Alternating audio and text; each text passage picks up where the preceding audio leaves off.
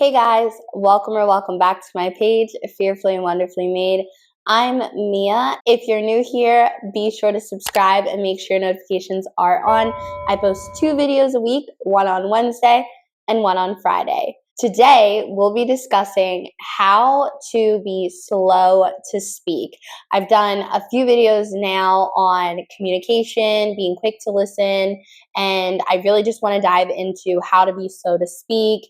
Mostly that comes off of the verse in James. That is James 1:19 through 26. I'll read it again. It says, "My dear brothers and sisters, take note of this. Everyone should be quick to listen, slow to speak, and slow to become angry, because human anger does not produce the righteousness that God desires. Therefore, get rid of all moral filth and the evil that is so prevalent, and humbly accept the word planted in you, which can save you. Do not merely listen to the word and so deceive yourselves. Do what it says. Anyone who listens to the word but does not do what it says is like someone who looks at his face in a mirror and after looking at himself goes away and immediately forgets what he looks like. But whoever looks intently into the perfect law that gives freedom and continues in it, forgetting not what they have heard, but doing it, they will be blessed in what they do. Those who consider themselves religious and yet do not keep a tight rein on their tongues deceive themselves, and their religion is worthless." So I read that verse in the other video on what it means to be quick to listen. I told you guys this would be a 2-part video.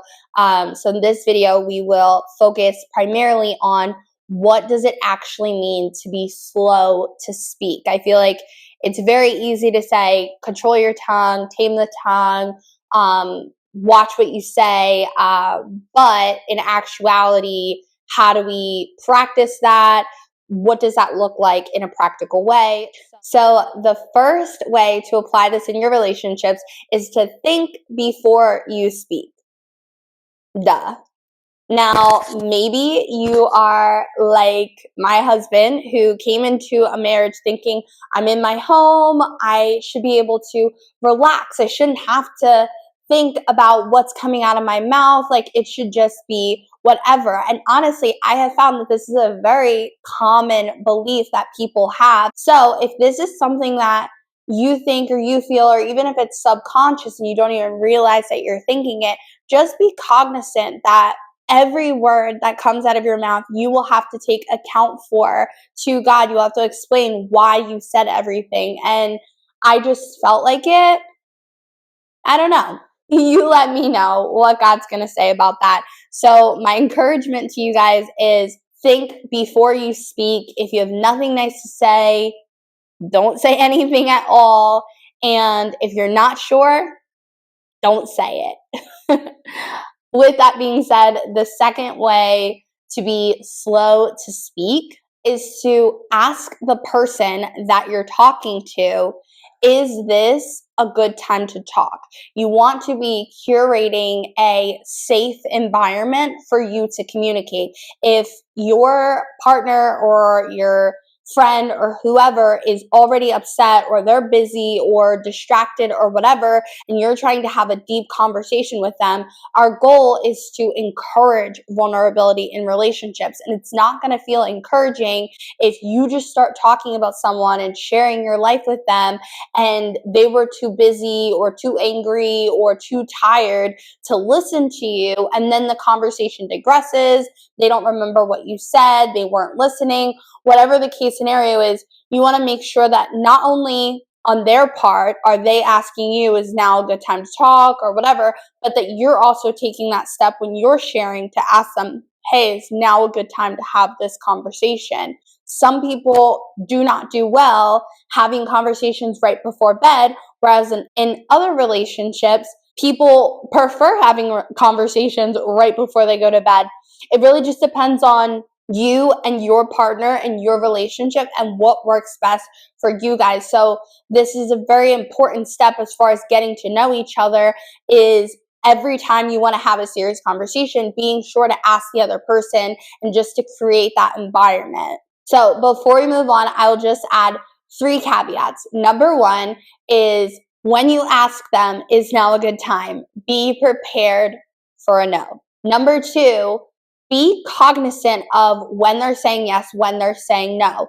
For instance, if I'm in public, I know my husband doesn't want to have a serious conversation. Even if we are in our car in a parking lot, that is still mentally in a public place for him. So you want to be learning each other. So if every time your spouse is cleaning the house, they don't want to have a conversation, maybe you know now, like, that's not a good time to bring stuff up. Let me table that. Maybe your spouse is someone who doesn't like to have conversations right before they go to bed. Maybe it's something that you should table. In doing that, your spouse will then know if you bring something up before bed, it's serious, because you don't make a habit of doing that because you know they don't like it. So you want to just be sure that you are learning them and that you are adapting to them and picking and choosing when you are having those conversations, or even asking if it's a good time to have that conversation. And lastly, if it is not a good time to have the conversation and it is something that is important that you want to get out and they've said no, try and set a specific time and date in the near future that you guys will actually have this conversation, because you want to feel like you have the ability to express yourself, and you don't want to be bitter or resentful or angry about it because you feel like your feelings are being brushed under the rug and never addressed. So you want to make sure that even if they say no, graciously accept that. All right, I understand now it's not a good time for you. Maybe we can talk in the morning. Maybe we can talk after you're done cleaning. Maybe we can talk when you get home from work. Whatever it is, be intentional about setting a time in the near future in order to have the conversation. The third tip for being slow to speak is acknowledging that anger sabotages vulnerability. Now, what I mean by that is, going back to the second tip with, like, is now a good time? If you are angry, chances are now is not a good time to talk about it. If you're still hot about something, you're probably not going to be able to control your tone, control your body. You'll probably say things that, like, are definitives, like always, never. You probably won't be doing a good job at using I statements and things that you should be trying to avoid when you are expressing yourself. So in being slow to speak, you need to be wary of how you are expressing yourself and how that is coming across to the other person. You want to make sure that what you're saying is not mean and insulting. Obviously, you can't necessarily say not offensive, because offense is not your fault. Somebody might get offended by you telling them the sky is blue or whatever. You can't control somebody else's offense. What you can control is what you're saying being kind and uplifting, and the way that you come off being graceful, even if you are saying something that may be hard to hear or is a tough pill to swallow. And if you are the person who is hearing something that is hard to hear and a tough pill to swallow, the dialogue for that is a tough pill to swallow. I take your point. I'm just going to need some time to process that. It's hard.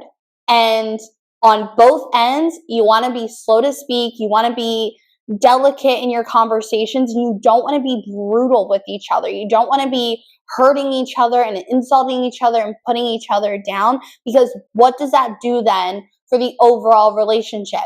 You might have won that battle, but the war is your marriage. You want to be winning your marriage, not a battle. It doesn't matter who's right and who's wrong in every day-to-day situation. You guys are a team. So if your spouse loses, you lose in the long run too. With that being said, A lot of the things that I said are some practical tips, like using the I messages, avoiding using definitives like always and never. However, there are some things that should just be established as non-negotiable boundaries, such as cussing and insults and comparisons. Whatever that is in your relationship, you want to have a conversation beforehand about what is a non-negotiable when you guys are having conversations about expressing yourself.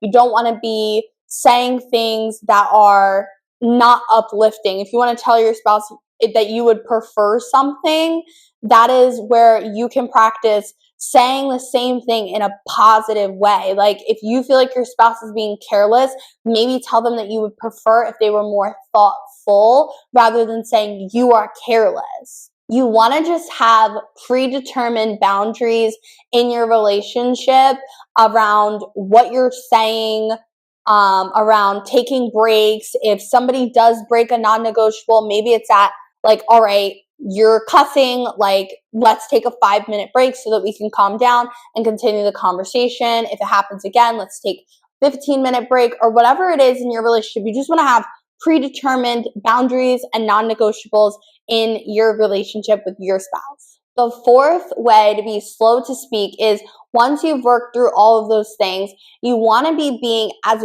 vulnerable as possible. So like I discussed in the levels of communication video, the last level, the most intimate level of communication is vulnerable communication. So what that means is expressing your true heart, how you're feeling about things and what's going on behind the scenes, so that the other person can have an easier job like empathizing with you, because not only are you just saying things, but you're explaining why you feel X, Y, and Z about a situation. With that being said, the fifth step then is to ask them to repeat back what they feel like you're saying.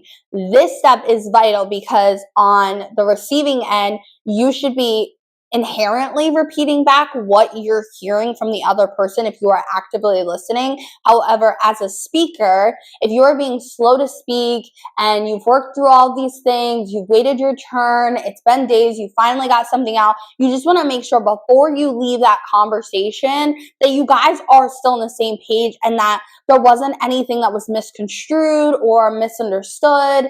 And you want to make sure that all day you guys are coming together at the end of this and there is an understanding of what was being said. So if they don't initiate asking you, hey, is this what you meant by this? Then maybe just tell them like at the end of a conversation, like, hey, just so we're on the same page, like, what do you feel like I'm saying? Can you repeat back to me like what you feel like my main point was?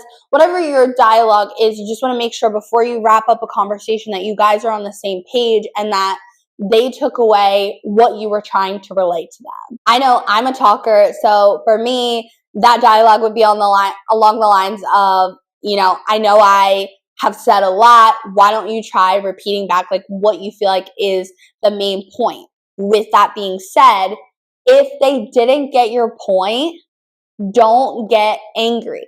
Repeat yourself, try and tweak things or use parables or analogies to help them to understand a little bit better. At the end of the day, the goal is that they understand how you feel. So if they're not getting that and they're not understanding what you're saying, don't be quick to get angry and just not communicate at all. Slow down, try and rework it, and express yourself in a way that they can understand and comprehend. And as you guys continue to have these deep conversations, you will mesh better and it will be a lot easier to have these conversations moving forward. But at the beginning, it is going to be rough. It is going to be rocky, and our flesh is going to be so quick to be angry after you've been talking for 5, 10, 15 minutes for somebody to repeat back to you and completely have missed your entire point. And you're like, what the heck? I've been sitting here talking forever. And you totally focused on the milk of the conversation. That's an insider. And that can be very frustrating for you. So I would just encourage you in coming out of these conversations and asking the other person if they understood what you just said, to mentally and emotionally prepare yourself for a no. Prepare yourself to have to repeat what you're saying 5, 10, 15, 20 times. That's exaggerative, but don't be so angry if you do have to repeat yourself 1 or 2 more times. So my challenge for you guys is right out of the Bible. Be quick to listen and slow to speak. We just went through 5 different things that you could implement that would encourage vulnerability and that would encourage you to express yourself clearly. Pick 1, 2, 3, maybe you want to do all 5, but pick at least one thing that you want to work on and start implementing in the way that you talk with your spouse. Maybe for you, you want to start working on asking your spouse, is now a good time? You want to start developing that relationship where you know when you can have conversations with them and when isn't a good time. Maybe for you, you guys have conversations, but you're just not understanding each other, and you want to start implementing summaries when you guys are talking. You want to be the one to say, hey, is this what you're saying? But also when you're talking back to them, you want to be the one that's initiating the reiteration of what you're saying to make sure that you guys are on the same page. Whatever it is, let me know. Drop down below in the comments. I'd love to interact with you guys. Let me know what your favorite tip is, what you guys are going to be working on. But before you go, make sure to smash that like button. If you haven't already, subscribe to my page and turn on your notifications. I will be posting 2 videos a week, one on Wednesday and one on Friday at a minimum. But until then, be blessed, and I'll see you guys next time.